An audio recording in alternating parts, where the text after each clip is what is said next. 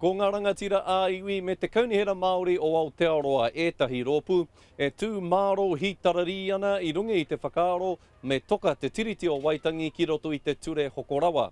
I huitahi ngā rōpū e rua I ngā rā whakatā kua taha atu nei, anei ngā whakamārama.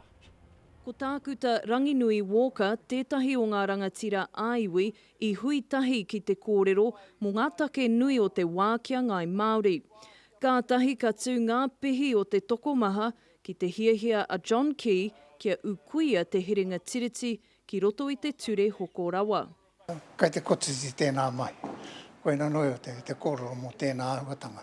Me waiho I kona, kau e tutu, no te me he tutu kuare, he tutu tāhai whenua, rite tonu tēnei ki wā rātou mahi e pāna ki te takutai moana. Nā wahi I teka, I whawhai atu mātou mo tēnei kia tūai tēnei ture manaki nei I a tātou ki rauru te maru te tiriti o Waitangi, hea te take ka tangohia. Ngāi Tahu was a major part of having Section 9 put into the SOE Act. So it is important to us. Kei te whakahē hoki te kaunihera Māori o Aotearoa.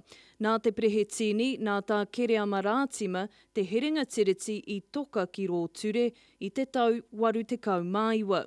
Koe ni te mahi o tātou o te kaunihera, haka teka mai, te huarahi. Heoi ki te tutuki ki tā John Key e hiahia mō tēnei take, he ai ki ngā rōpū e rua me wehe te pāti Māori I tōna mārena kia nāhinara. Hei te toru wiki ka mōhio kataka pēhea, taua whakatau. Jasmine Pearson, Te Karere.